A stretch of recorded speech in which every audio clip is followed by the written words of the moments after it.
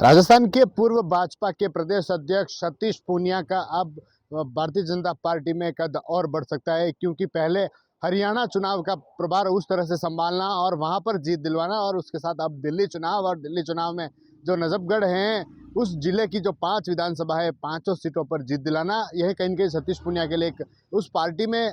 उस कद को बढ़ाने के साथ साथ पार्टी में अपनी स्थिति और मजबूत करने जैसी है। जिस तरह से सतीश पूनिया, जिनको पहले हरियाणा का पदभार दिया गया था, और हरियाणा में उन्होंने जिस तरह से जो मोर्चा संभाला, और उस मोर्चा संभालने के बाद हरियाणा में पूरे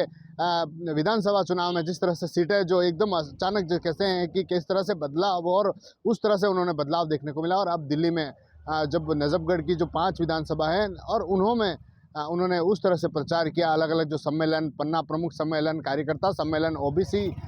जो लोग हैं उनका सम्मेलन, प्रवासी सम्मेलन, और ऐसे कई सारे सम्मेलन जो उन्होंने लगातार लोगों से किए, और अलग अलग संपर्क लोगों से किया, और उसके साथ जो पार्टी की विचारधारा है, जो उस क्षेत्र में पार्टी की स्थितियों पर काम करेगी, उनको उनके सामने रखा। और जो 5 जो सीटें थी, चाहे नजफगढ़ हो, द्वारका हो, उत्तमपुरी हो, और ऐसी जो सीटें हैं उस पर अच्छे वोटों से उन्होंने जीत दिलाई। चर्चा 19 सीटों की एक बनी हुई थी, और 19 सीटों में से जिनको पदभार सौंपा था सतीश पूनिया, और वह फिर कहीं न कहीं अब पार्टी के लिए एक और बड़े चेहरे के रूप में देखे जा सकते हैं। आगामी जो चुनाव है उनमें भी अब देखा जा रहा है कि ऐसे जो चुनाव होंगे, जो विधानसभा के चुनाव होंगे, उनमें भी उनको एक बड़ी जिम्मेदारी जो है पार्टी दे सकती है। जिस तरह से जाट समाज, जो ओबीसी समाज है, उनको साधने के लिए पार्टी ने विशेष तौर से सतीश पूनिया हैं जिनको